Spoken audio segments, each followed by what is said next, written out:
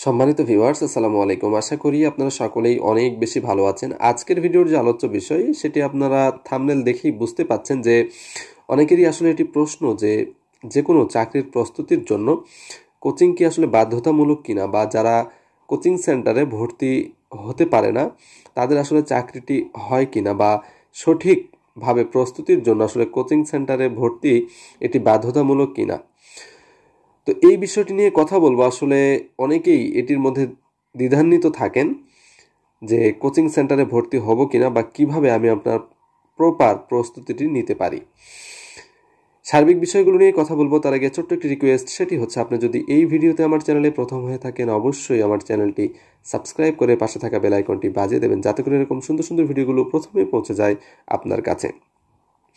দেখুন, প্রথম যে প্রশ্ন সেটি হচ্ছে যে আসলে কোচিং সেন্টারে ভর্তি হতে হবে কিনা চাকরির আসলে সঠিক প্রস্তুতির জন্য। দেখুন, বিশেষ করে যদি আমরা বিসিএস এর কথা বলি, সারা দেশের মধ্যে স্বনামধন্য কিছু বিসিএস কোচিং রয়েছে, যেগুলোর আসলে যে ফ্রি সেমিনারগুলো বা ফ্রি ক্লাসগুলো হয়, সেগুলোর মাধ্যমে যে বিষয়টি আসলে বোঝানো হয় যে আপনি যদি কোচিং সেন্টারে ভর্তি হন তাহলে কিন্তু আপনি শতভাগ একজন ক্যাডার হয়ে যাচ্ছেন।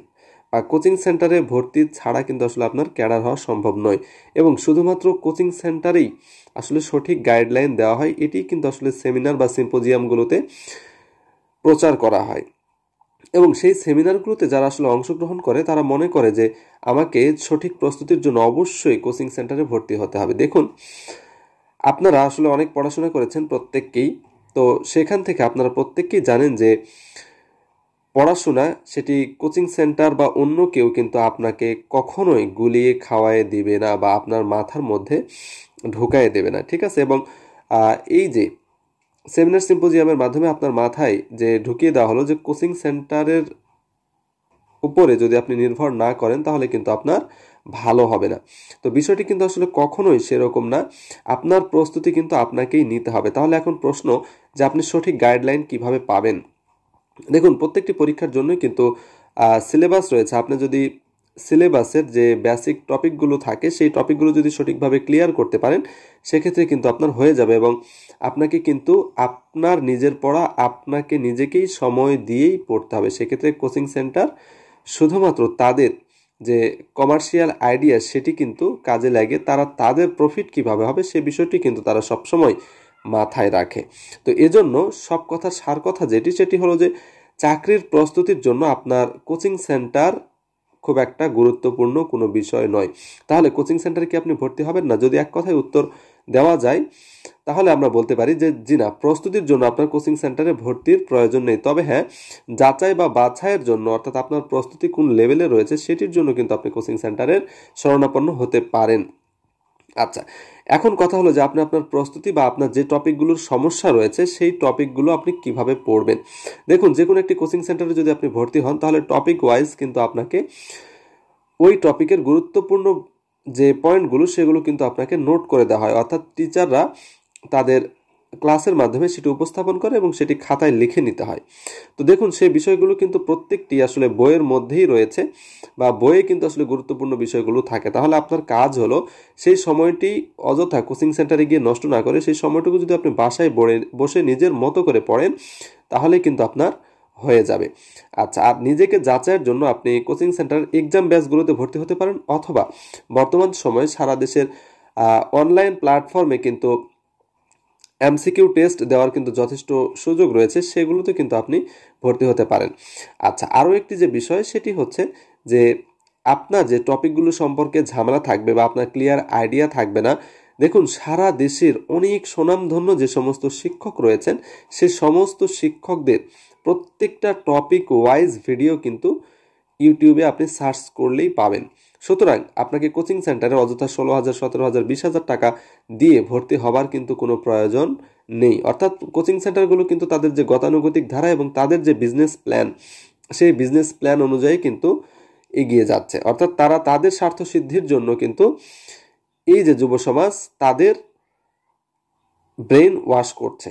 তো সেটি না করে যদি আপনি আপনার এই ইউটিউব প্ল্যাটফর্ম অথবা গুগল থেকে যদি আপনার প্রস্তুতির জন্য আপনার যদি চেষ্টা থাকে তাহলে কিন্তু আপনি এইখান থেকে আপনার প্রপার যে প্রস্তুতি সেটি কিন্তু আপনি নিতে পারেন। আর আপনাকে যাচাই করার জন্য আপনি অনলাইন যে কোনো এক্সাম ব্যাচে আপনি ভর্তি হতে পারেন, ঠিক আছে? অর্থাৎ সব কথার সার কথা সেটি হলো যে কোচিং সেন্টারে ভর্তি কিন্তু খুব একটা গুরুত্বপূর্ণ কোনো বিষয় নয়। আপনাকে যদি প্রস্তুতি নিতে হয় তাহলে আপনার প্রস্তুতি আপনাকেই নিতে হবে, আপনার পড়া আপনাকেই পড়তে হবে এবং আপনার সময় আপনাকেই দিতে হবে। তো এজন্য আপনি আপনার শতভাগ প্রস্তুতির জন্য অবশ্যই কোনো কোচিং সেন্টারের উপরে ডিপেন্ড না হয়ে আপনি প্রত্যেকটা টপিক ধরে ধরে আপনি বই পড়বেন এবং এর পাশাপাশি যদি আপনার কোনো কনসেপ্ট ক্লিয়ার হতে ঝামেলা থাকে তাহলে সেটি আপনি গুগল করবেন অথবা আপনি ইউটিউব থেকে সেটির ভিডিও দেখে নিজের মাথায় গুছিয়ে নিতে পারেন। তো এই ছিল মোটামুটি আজকের ভিডিওটি যদি ভালো লেগে থাকে অবশ্যই আমার ভিডিওটিতে লাইক দিবেন এবং ভিডিওটি শেয়ার করে আমাদের সাথেই থাকবেন। এবং এতক্ষণ যে কথাগুলো বললাম এই কথাগুলোই কিন্তু শতভাগ সত্য কথা। কারণ যারা কোচিং সেন্টারে ভর্তি হয় 1 মাস 2 মাস ক্লাস করার পরে কিন্তু তারা অনেক সময় বোর হয়ে যায়।